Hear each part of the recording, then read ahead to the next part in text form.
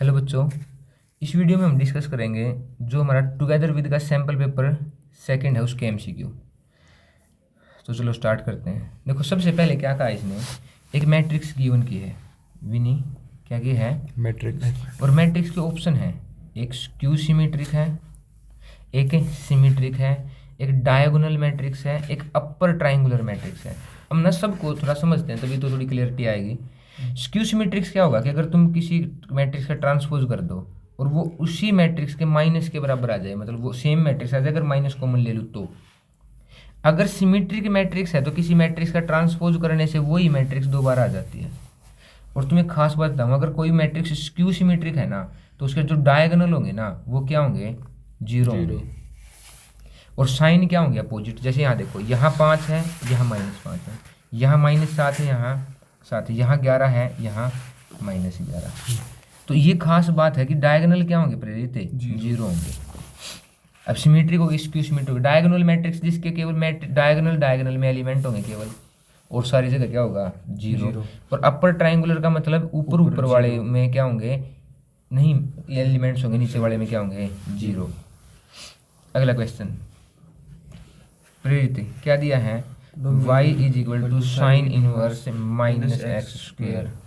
अब एक बात बताओ, अगर मैं तुमसे पूछूं कि साइन इनवर्स x डोमेन क्या होती है?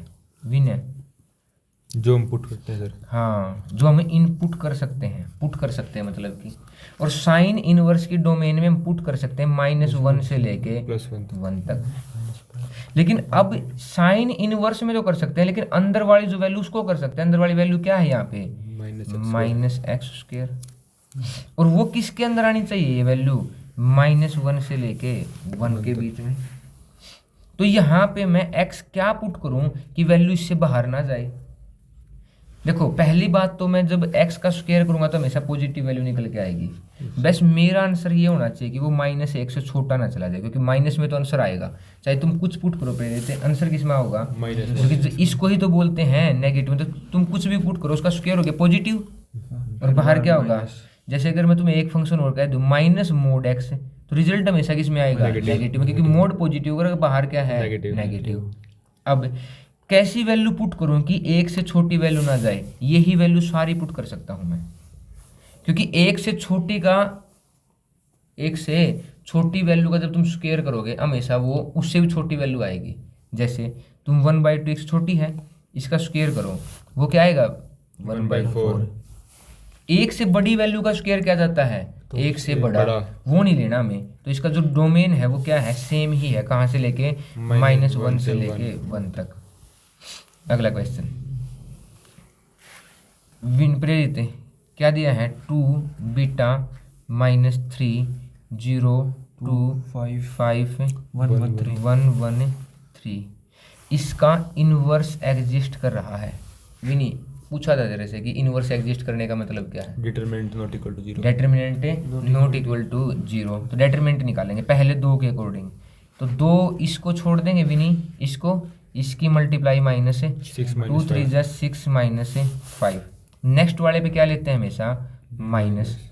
इसको छोड़ दिया ये वाली लाइन को, तो 3 की 0 से 0 और माइनस का 5, फिर माइनस का 3 है, इसमें खाली 2 आ गया। कितना आ गया? -2। 0 से मल्टीप्लाई करेगा -2 और इज नॉट इक्वल टू 0। तो 6 - 5 1 1 2 जा 2 माइनस +5 बीटा और माइनस से +6 इज नॉट इक्वल टू 0। 6 और 2 कितने हो गए? 8। बीटा की value is not equal to कितनी आ गई? 8/5 है कि कहीं माइनस का आएगा, हाँ -8 आएगा। तो ऑप्शन है नन ऑफ दीज। अगला क्वेश्चन देखो, इसने कहा है कि 3 पॉइंट हैं। एक है 60i + 3j, दूसरा क्या है विनी? 40i - 8j, तीसरा क्या है? ai - 52j। ai - 52j। एक बात बताओ, अगर मैं तुम्हें यहाँ से कहूँ ये पॉइंट नहीं है 60 और 3, इन पॉइंटों से ही तो इसका पोजीशन वेक्टर बनाते हैं हमेशा। Yes sir. बी पॉइंट क्या है? 40 - 8। सी पॉइंट क्या प्रेरित है? AR minus 52। और तुमने एक बात पढ़ी होगी, जब हमें 3 पॉइंट कोलिनियर दे दें तो एरिया ऑफ ट्रायंगल कितना हो जाता है? 0 के इक्वल। वो बात यूज करते हैं हमेशा। तो करो फॉर्मूला यूज, कितना होगा? 60 40 और ए, यस सर। ठीक है। 3 माइनस 8 माइनस 52, यहाँ 1 1 1 और बराबर किसके हो जाएगा? 0। वैसे यहाँ बाहर 1/2 भी होता होता है, है। लेकिन वो मल्टीप्लाई होकर खत्म हो गया बात। निकालो 60 के मल्टीप्लाई में इसको छोड़ देंगे, इसको छोड़ देंगे, minus 8 minus minus plus 52, minus 3 लेंगे प्रेरित, सेकंड वाला माइनस लेते हैं, 40 माइनस ए प्लस 1 कितना लेंगे? माइनस 8 ना 40 इंटू माइनस 52 माइनस प्लस 8 और पूरे की गुणा इज इक्वल टू 0 करो। माइनस माइनस ये क्या हो गया? प्लस का ना 44, तो 60 मल्टीप्लाई 44 माइनस की मल्टीप्लाई करूँगा तो माइनस का 120 माइनस माइनस से प्लस 3a। अब देखो यहाँ तो बाहर तो 1 हम यही मल्टीप्लीकेशन सीधी सोल्व हो जाएगी। ये माइनस का आएगा माइनस से 200, अरे लास्ट में 0 लगेगा, 4 दूनी 8 2 0 8 0 40 है ये, 40 ठीक है। यहाँ तो इससे तो गुणा है ही नहीं, प्लस का कितना होगा? 8a is equal to 0। अब देखो इसकी भी तो गुणा करेंगे प्रेरित, यहाँ पे करो 1 0 ऐसे ही, 6 4 जा 24 और 6 4 जा 24 और 26। अब देखो इसमें से इसको क्या करना होगा? माइनस, इसको भी जोड़ दूंगा मैं यहाँ पे माइनस में, तो कितना होगा? 120 को जोड़ूंगा कितना होगा? 2200, कितना होगा? 2200। 8 और 3 कितना आ गया? 11a, ठीक है, प्लस में इसमें से इसको माइनस करो, कितना आएगा वैसे? 440। 2600 में से 2200 माइनस करोगे कितना आएगा? 440 इज इक्वल टू कितना है? 0। ये उधर जाके माइनस का 11a is equal to minus के 440, तो माइनस a की वैल्यू कितनी आ गया? माइनस 40 है ऑप्शन। Yes sir. a की वैल्यू कितनी आ गई? माइनस 40। इसको ना यहाँ से देखो, तुम्हें ना तुम सोचो इस बात को, बात तो थी वही कि area of triangle is equal to 0, लेकिन तुम्हें वेक्टर देके क्या कर दिया? यहाँ पे कंफ्यूज कर दिया।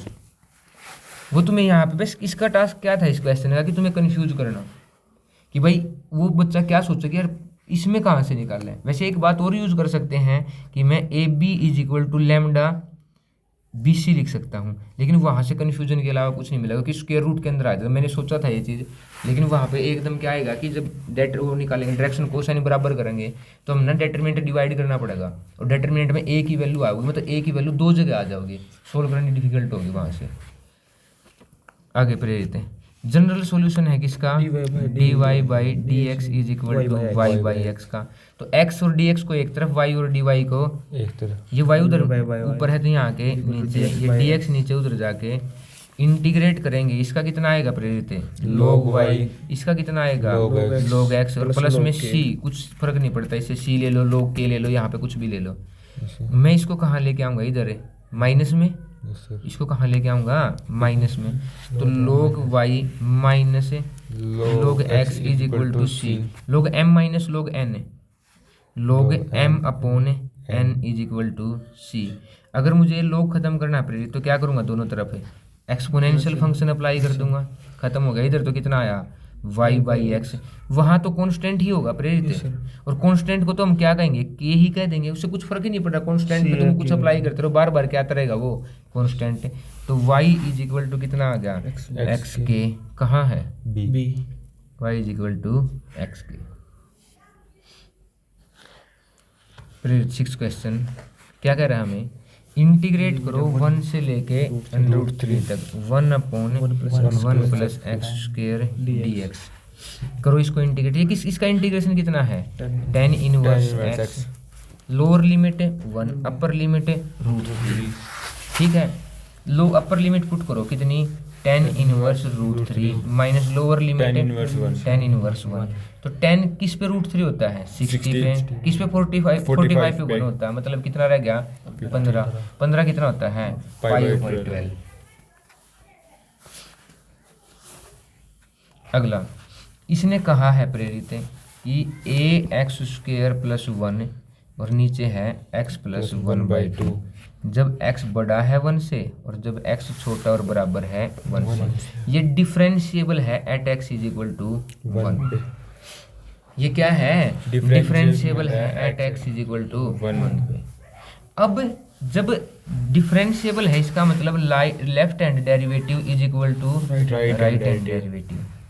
डेरिवेटिव का मतलब मैं सीधा सा ये करो कि लेफ्ट हैंड वैल्यू कहाँ है ऊपर, राइट हैंड वैल्यू कहाँ है नीचे, डेरिवेटिव करो और उसमें x की वैल्यू पुट कर दो। ax² + 1 का डेरिवेटिव क्या होगा 2ax, और किस पे डेरिवेटिव है x = 1 पे। Yes sir. और राइट हैंड डेरिवेटिव प्रेरित है इसका डेरिवेटिव x + 1/2 का 1/2 का 0 x का 1, और यहाँ पे x की वैल्यू कितनी पुट करनी है 1, तो 2a = 1 और a = 1/2 डी। ठीक है। आगे क्या कहा है इसने कि sin x + y = log x + y। dy/dx निकालना प्रेरित है, निकाल देंगे भाई। साइन का डेरिवेटिव है cos x + y और x + y का x का 1 y का dy/dx = log का डेरिवेटिव है 1/x + y और x + y का x का 1 y का dy/dx।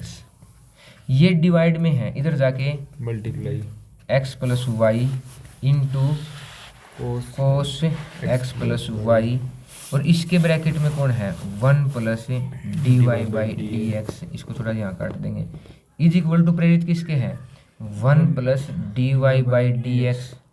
देखो अगर मैं इन दोनों को दोनों तरफ 1 + dy/dx 1 + dy/dx मल्टीप्लाई में काट दूंगा, अगर मैं इसको क्रॉस करता हूँ प्रेरित है तो dy/dx नहीं निकाल सकता, मतलब वो तो बात कर ही नहीं सकता मैं। दूसरी बात है अगर मैं यहाँ पे देखो इन्होंने क्या कहा है, ये दोनों बातें इक्वल हैं, मतलब 1 + dy/dx के मल्टीप्लाई में ये करूँ और चाहे इसको बगैर इसके करे छोड़ दूँ, दोनों बातें क्या होनी चाहिए इक्वल।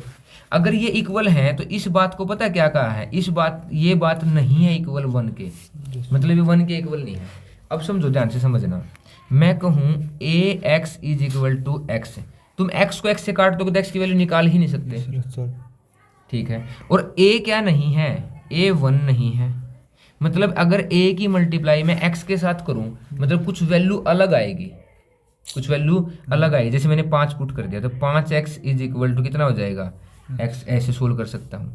क्या किसी का 5 गुना उसके बराबर हो सकता है, खुद के बराबर हो सकता है, केवल एक केस में जब x कितना होगा, जब x कितना होगा भी नहीं 0, मतलब x की बात यहाँ अप्लाई करो, कौन है x 1 + dy/dx किसके बराबर है 0, और ये इधर प्लस का 1 है उधर जाके माइनस तो dy/dx किसके आ गया -1 के, कहाँ है डी सर d।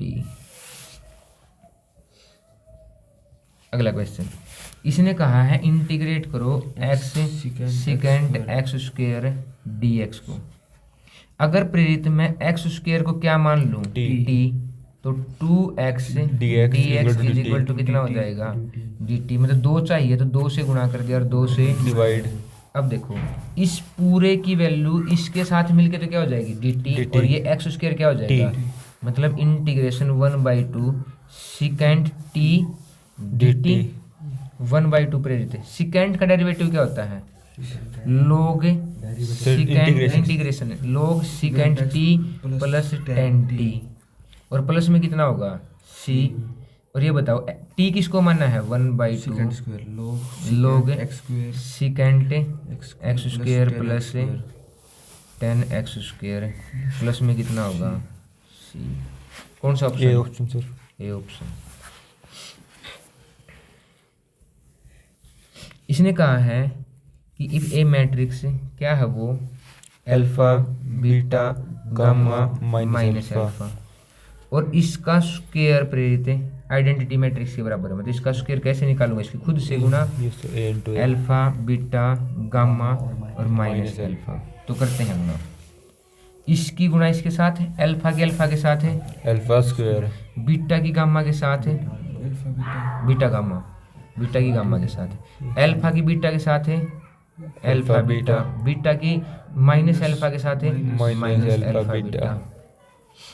इसकी गुणा करेंगे गामा की अल्फा के साथ है, अल्फा गामा, माइनस अल्फा की गामा के साथ है, माइनस अल्फा गामा, गामा की बीटा के साथ है, गामा बीटा, और माइनस माइनस है alpha plus square. Alpha square. अब यहाँ ध्यान दो, ये दोनों चीजें तो क्या आ गई, जीरो आ गई। जीरो, और ये इनकी जगह क्या होना चाहिए, वन, दोनों देखो सेम ही है, beta gamma plus alpha square, beta gamma cut plus, जाएंगे सर, और ये बीट अल्फा स्क्वायर कटने की नहीं, वन हो इसकी जाएंगे। लोकेशन क्या होती है, वन।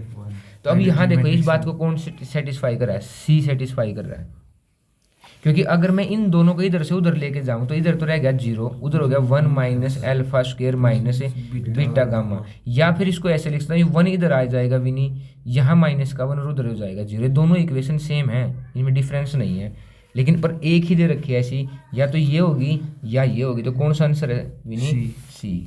समझ में आई बात है। देखें यहाँ ऐसा कंफ्यूज, यहाँ माइनस से मल्टीप्लाई कर देगा, ये वो साइन चेंज करने वाली बात हो रही है। Yes sir, yes. आगे आई जे के आर यूनिट वेक्टर हैं, तो भाई देन आई डॉट जे तो जीरो होता है, कैंसिल, आई डॉट आई कितना होता है, वन, ये बात सही है। यस सर, अगर आई डॉट आई करें तो क्या होता वन है, होता है। विनी ए मैट्रिक्स दे दी, क्या one, a matrix one, sine sine alpha one, one, minus minus sine alpha one, one, sine alpha, sine alpha minus one, minus one, minus sine alpha, minus sine alpha one. One. अब इसके बारे में बहुत सारी बातें, determinant पूछा गया इसका, तो इन्हें डिटरमिनेंट तो निकालना ही पड़ेगा भाई। यस सर, तो पहले वन, पहली वाली रो के अकॉर्डिंग निकाल दे, तो इसको और इसको छोड़ देंगे, वन मल्टीप्लाई, वन की मल्टीप्लाई वन के साथ plus sine alpha square, plus sine square alpha, अगले वाले के बार क्या करते माइनस हैं, साइन। माइनस साइन अल्फा, उसको छोड़ दिया, उसको छोड़ दिया, मतलब ये वाली साइन के minus sine alpha plus sine alpha, plus से साइन अल्फा। सही है भाई प्रेत, प्लस में वन, उसको छोड़ दिया, उसको छोड़ दिया, Sin minus square minus alpha। Plus sine square alpha plus और वन। प्लस में वन इज क्या है डिटरमिनेंट। अच्छा अभी इसकी तो वैल्यू बतानी है अभी।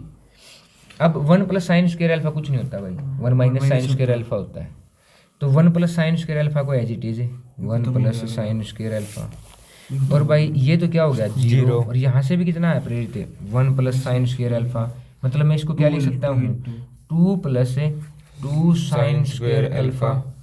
अब यहाँ ध्यान दिए, इसने कहा है जो इसकी वैल्यू है वो क्या आएगी, नहीं नहीं वो नहीं लिखेंगे, मैं ये कहूँगा कि देखो ये वैल्यू तो है एक, अब मैं निकालनी है मिनिमम से मैक्सिमम। प्रेरित सही बात है भाई। साइन का जो आउटपुट होती है जिसको हम रेंज कहते हैं वो -1 से लेके कहाँ तक होती है, लेकिन इसका क्या है प्रेरित, स्क्वायर, और -1 का स्क्वायर भी कितना होगा 1, और बीच में क्या आएगी 0। तो साइन स्क्वायर अल्फा की जो डोमेन है ना, जो आउटपुट साइन स्क्वायर अल्फा की, वो कहाँ से कहाँ तक होगी, 0 से लेके 1 तक, क्योंकि 1 का स्क्वायर मैक्सिमम 1 ही हो सकता है, ये होगी इसकी डोमेन, और ये ब्रैकेट होगी, मतलब 0 भी होगा और 1 भी होगा। तो पहला ले लेते हैं 0, तो जब 2 × 0 0, तो मिनिमम वैल्यू क्या आ गई 2, और ये ब्रैकेट होगी 2 आएगा। यस सर, जब मैं अगले वाली वैल्यू लूंगा 1, तो 2 × 1 2, 2 + 2 4, 4, ये वाली ब्रैकेट होगी। तो कौन सा आंसर है, डी। कहाँ गया, ये रहा डी। सही है सर। अब आगे देखो, इसने कहा है कि एक पॉइंट है एक्स वाई जेड, ये एक्स एक्सिस पे है ओरिजिन को छोड़ के, मतलब एक्स एक्सिस पे ओरिजिन पे ही x 0 होता है, नहीं तो x क्या नहीं होगा, Not equal to 0 नहीं zero। होगा, लेकिन x एक्सिस पे y भी 0 होता है और Z भी 0। z भी 0 होता है। अगला क्वेश्चन, इसने गिवन किया है प्रोबेबिलिटी ऑफ कितना 3/5। अगला क्या गिवन किया है, प्रोबेबिलिटी ऑफ A/B कितना दिया है 1/2। 1/2। Probability of A union B कितना दिया है 4/5। 4/5। अब देखो पहले इस बात पे ध्यान दो प्रेरित कि प्रोबेबिलिटी ऑफ A/B का क्या फॉर्मूला होता है, P of A intersection B probability of A intersection B upon probability of B is equal to किसके दिया है 1/2 ये प्रोबेबिलिटी ऑफ बी डिवाइड में उधर जाके मल्टीप्लाई तो probability of A intersection B की वैल्यू कितना है बी मल्टीप्लाई में होगा प्रोबेबिलिटी ऑफ बी कितना है 3/5 और मल्टीप्लाई में कितना 1/2 मतलब 3/10। अब एक बात बताओ मुझे एक फॉर्मूला और पता है probability of A intersection B is equal to probability of A plus probability of B minus probability of A union B. बहुत बढ़िया भी ना। Probability of A intersection B कितना है प्रेरित 3/10। प्रोबेबिलिटी ऑफ ए क्या करना है हमें निकालना है। प्रोबेबिलिटी ऑफ बी कितना था 3/5 और probability of A union B 4/5 कितना था 4/5 पुट कर दो -1/5 यहाँ कितना आएगा -1/5 इस पूरे का सॉल्यूशन आ गया -1/5 ये उधर जाके प्लस का तो 3/10 प्लस 1/5 एलसीएम कितना आ गया 10 मतलब 5/10 मतलब कि 1/2 probability of A B option. अब इसने दे दिया भी ना एक जेड दे दिया भाई जो हमारा लीनियर इनइक्वालिटी में होता है और इसने कहा है कि ये इसके कोने वाले कॉर्नर पॉइंट है 0 2 3 0 6 0 6 8 और इसने कहा कि मैक्सिमम में से मिनिमम माइनस करो तो हमें सारी वैल्यू निकालनी पड़ेंगी मतलब जेड 0 2 पे निकालना पड़ेगा तो पुट करो 0 6 दूनी 12 जेड 0 ना ये 3 0 पे निकालना पड़ेगा जेड 3 0 12 तो ये भी कितना आया जेड 6 0 पे निकालना पड़ेगा 24 जेड 6 और 8 पे निकालना पड़ेगा 6 चौका 24 और 6 8 48 कितना आ गया 12 72। अब मैक्सिमम वैल्यू क्या है 72 मिनिमम कितनी है कितनी आ गई 60। बस सिंपल सा क्वेश्चन था। प्रेरित अगला क्या कहा इसने कि एक्स एक्सिस के साथ तो बनाया है π/3 जिसको हम अल्फा कहते हैं वाई एक्सिस के साथ बनाया है π/4 जिसको हम बीटा कह सकते हैं। गामा नहीं निकालना एंगल निकालना है वाई जेड एक्सिस के साथ। तो मुझे पता है कि cos square alpha plus cos square beta plus cos square gamma is equal to 1 होता है। डायरेक्शन कोसाइन है ये कोस अल्फा क्या कहते हैं एल कोस बीटा को एम कोस गामा को। तो कोस π/3 कितना होता है 60 पे 1/2 का स्क्वायर प्लस कोस π/4 कोस 45 पे कितना होता है 1/√2 उसका square plus cos square gamma is equal to 1/4 plus 1/2 plus cos square gamma is equal to 1 प्रेरित 1/2 प्लस 1/4 3/4 कितना होगा 3/4 plus cos square gamma is equal to 1 ये इधर प्लस का उधर जाके minus cos square gamma is equal to 1/4 1 - 3/4 हाँ 1 - 3/4 1/4 दोनों तरफ क्या कर देंगे स्क्वायर रूट तो cos gamma is equal to 1/2 किस पे होता है 2 प्लस माइनस 1/2 नहीं आ जाएगा तो प्लस 1/2 तो कहाँ होगा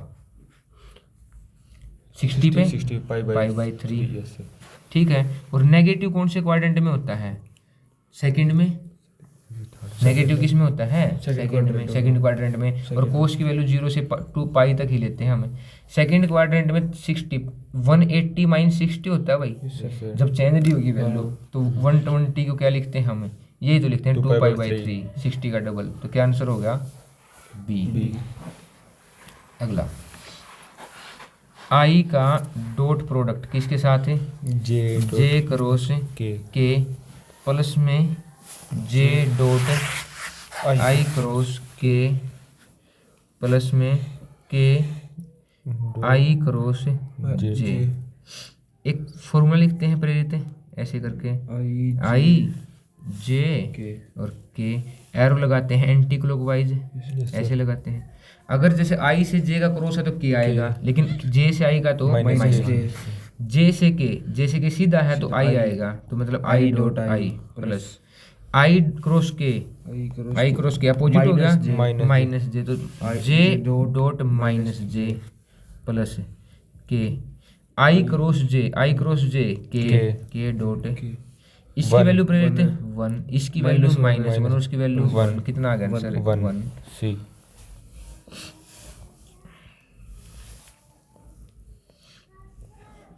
प्रेरित क्या कहा है? dy by d x plus 2y by x is equal to 0।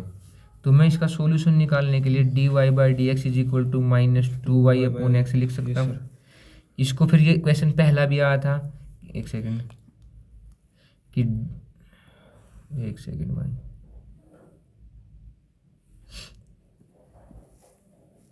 रुक जाती वीडियो, सारा नाश हो जाता।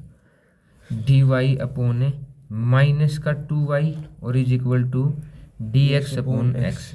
ये 1/2 मैं यहाँ से कॉमन ले सकता हूँ, मतलब माइनस का 1/2 लिख सकता हूँ और y ऐसे लिख सकता हूँ -1/2 dy। इसका इंटीग्रेशन करेंगे हम ऐसे, कितना आएगा? 1 upon y log y is equal to, अच्छा एक second, is equal to log x plus c। log x plus c।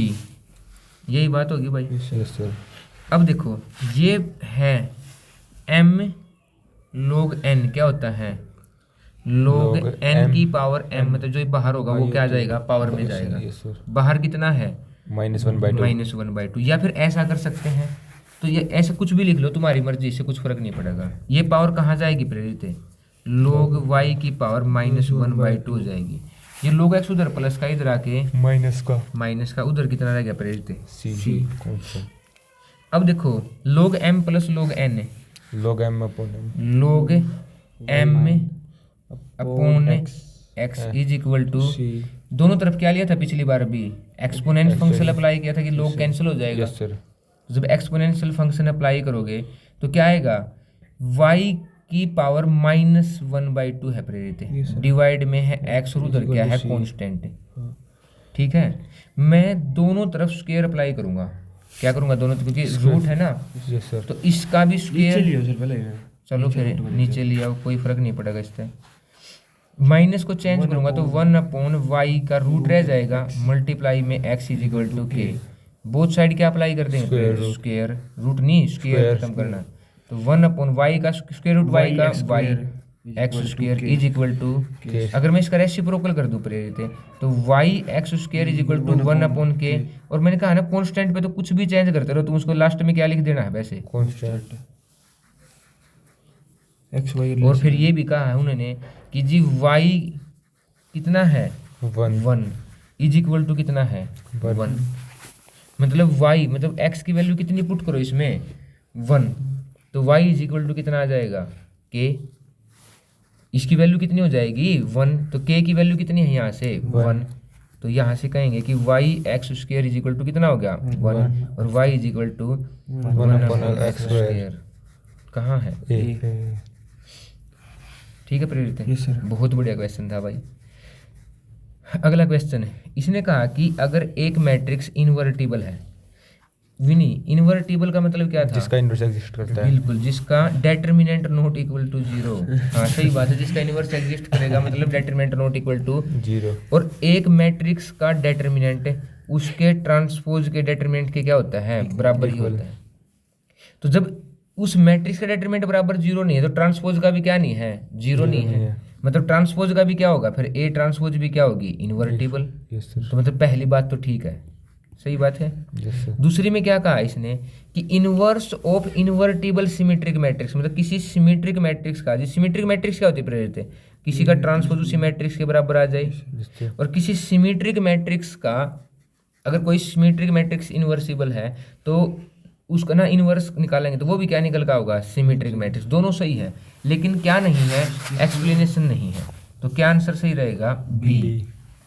अगला क्वेश्चन देखो, इसने कहा है साइन की पावर 4x प्लस कोस की पावर 4x। देख प्रेरित, वैसे तो मैं इसका डेरिवेटिव करके देख सकता हूँ क्या इसमें डिक्रीजिंग है, क्या इसमें इंक्रीजिंग है, लेकिन फिर एक फॉर्मूला और होता है। अगर a की पावर 4 प्लस b की पावर 4 होती है, उसको मैं लिख सकता हूँ a square plus b square का whole square minus 4a square b square. ठीक है। Yes sir. अब इसको लिखो, फिर मैं इसको क्या लिख सकता हूँ फिर ऐसे ही, sine square x plus cos square x का square minus 4 sine square x cos square x. ये वैल्यू कितनी है प्रेरित?